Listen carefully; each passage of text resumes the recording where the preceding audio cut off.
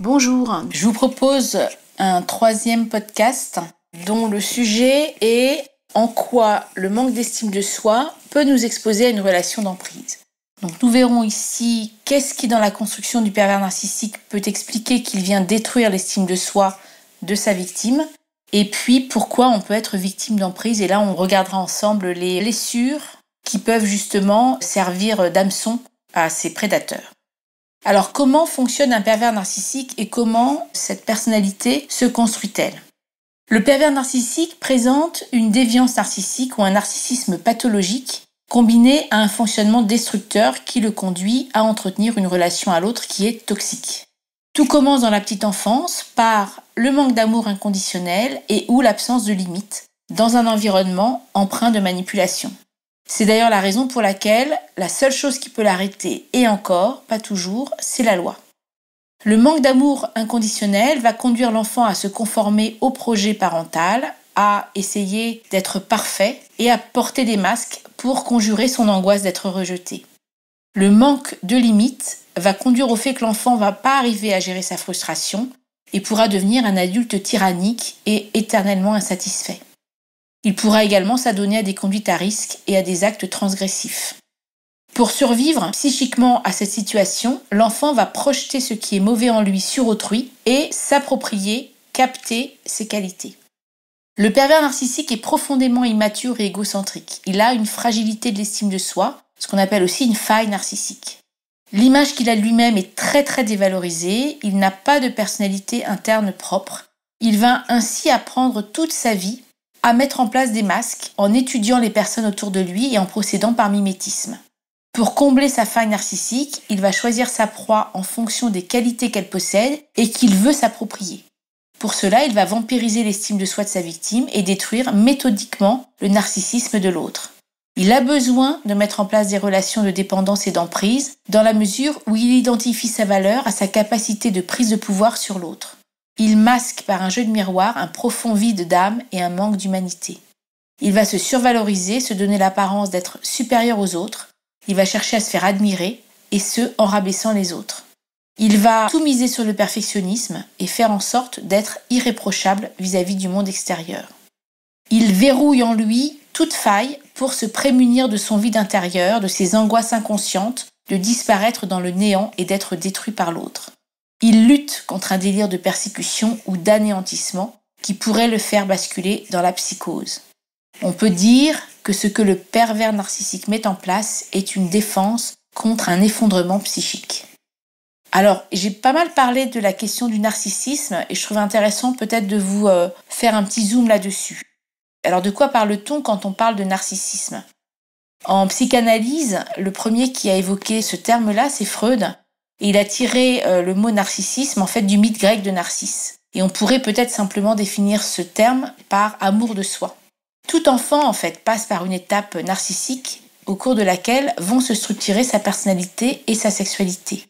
Dans le cadre d'un développement normal, cet amour se portera ensuite sur un objet extérieur. Traverser adéquatement les étapes de constitution du narcissisme va permettre à la personne d'acquérir estime de soi, autonomie, assurance, capacité d'entreprendre et possibilité d'investir en confiance de nouveaux objets.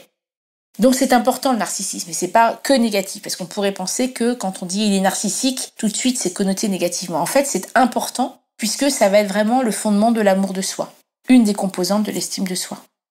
Le narcissisme est donc, on l'a vu, un stade de développement de la libido qui est aussi l'énergie motrice des instincts de vie. On distingue le narcissisme primaire et le narcissisme secondaire. Le narcissisme primaire, c'est un état précoce de l'organisation des pulsions de l'enfant qui va investir la totalité de sa libido, de son énergie vitale, sur lui-même. En fait, il se prend comme un objet d'amour. Le narcissisme primaire se fait en 2 étapes. Une première étape qui correspondrait à une phase pendant laquelle l'enfant ne fait pas la distinction entre le soi et le non-soi, entre le dedans et le dehors, entre lui et les autres, et notamment sa mère, si c'est elle qui lui prodigue les premiers soins.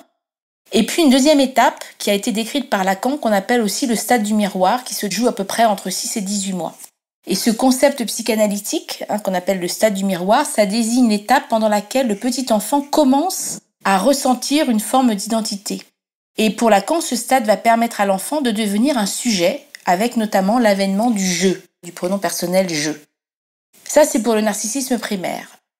Freud appelle le narcissisme secondaire cet amour de soi qui succède à la découverte de la réalité extérieure. Le narcissisme secondaire apparaît donc quand l'énergie de la libido a commencé à se répartir entre le moi et les objets extérieurs. Par suite de frustration ou de difficulté, la libido va se détacher des objets et il s'opérera un retour sur soi de l'amour porté aux objets. Freud parle de narcissisme sain lorsqu'il y a un équilibre entre l'investissement de la libido envers soi-même et l'investissement de la libido envers l'autre, et un narcissisme pathologique quand la libido est surinvestie vers des objets extérieurs ou au contraire surinvestie sur soi. Alors, pourquoi est-on victime d'emprise ? Alors, l'emprise, on l'a vu, est d'abord et avant tout une question de relation. Donc pour ça, il faut un prédateur et une victime. Cette relation est essentiellement une relation de dépendance à laquelle la victime a inconsciemment souscrit. Pour ce qui est des victimes, ou si l'on a autour de soi des personnes dont on pense qu'elles pourraient être victimes, ou si l'on pense être à un moment donné de sa vie victime d'une relation d'emprise, il est très important de repérer chez soi ou chez la personne qu'est-ce qui au fond a donné prise à cette relation en fait. Qu'est-ce qui fait que chez moi, il y a quelque chose que le prédateur vient chercher au fond. Et c'est le meilleur moyen de sortir de la relation d'emprise et surtout de ne pas y retomber. Quand je dis ça, je parle évidemment de personnes qui auraient pu tomber dans une relation d'emprise et qui, une fois sorties de la relation, vont faire un travail sur elles-mêmes pour essayer de comprendre ce qui s'est passé en fait, essayer de décoder ce qui finalement a donné lieu à la relation d'emprise.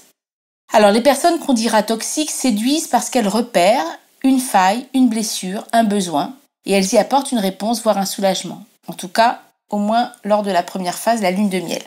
D'où l'importance de repérer chez soi quelles sont nos blessures et qu'est-ce qui pourrait faire justement que ces blessures, ou autrement dit nos vulnérabilités, peuvent être une forme d'appel en fait de la personne toxique. Et l'intérêt là, c'est que si je repère et si je connais mes blessures, je peux panser mes plaies pour faire en sorte justement de ne pas donner prise au pervers narcissique. Alors pour ça, je vais me référer au travail de Lise Bourbeau qui a écrit plusieurs ouvrages, mais notamment un qu'elle a appelé les 5 blessures de l'âme, dans lequel elle parle en fait de 5 blessures qui sont autant d'hameçons pour attirer les personnes perverses narcissiques. Elle parle de blessures de rejet, blessures d'abandon, blessures d'humiliation, de trahison et d'injustice. Alors on va regarder chacune de ces blessures et puis je vous invite évidemment, si vous avez été victime de relations d'emprise ou si vous sentez peut-être qu'une relation d'emprise est en train de se constituer, peut-être d'aller repérer quelle est là où les blessures qui peut-être servent d'hameçon à cette relation. Alors la blessure du rejet, elle conduit la personne, donc la personne qui souffre de cette blessure, à avoir le sentiment de ne pas être acceptée, désirée, choyée, aimée. La personne qui vit une blessure de rejet ne se donne pas le droit de vivre. Et donc le prédateur va être capable de lui apporter ce dont elle a besoin pour l'amener justement dans la relation d'emprise. La peur importante de la personne victime d'une blessure de rejet, c'est la panique, l'anéantissement.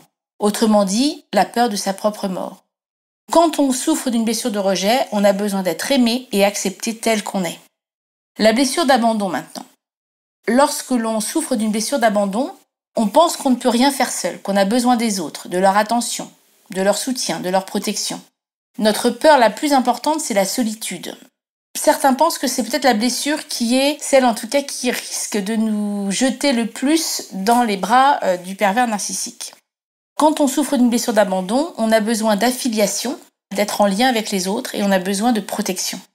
Troisième blessure, la blessure d'humiliation.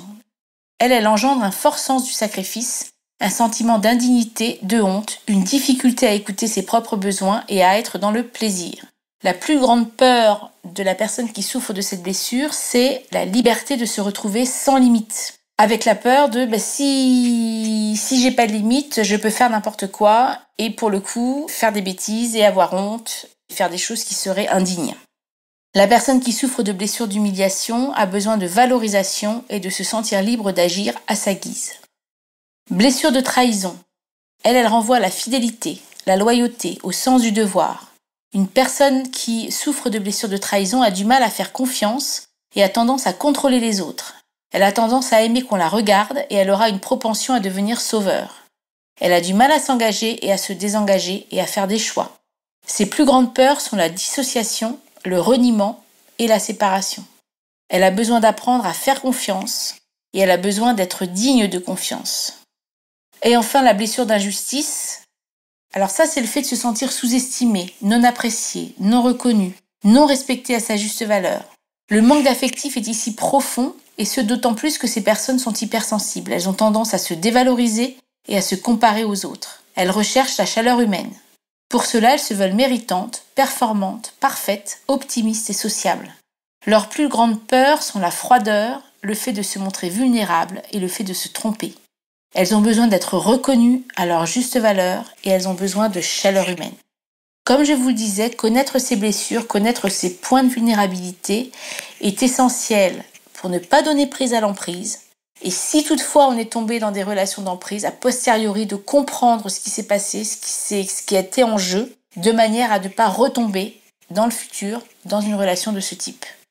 Dans un prochain podcast, nous verrons comment savoir que l'on est sous emprise et comment sortir d'une relation d'emprise. À très bientôt.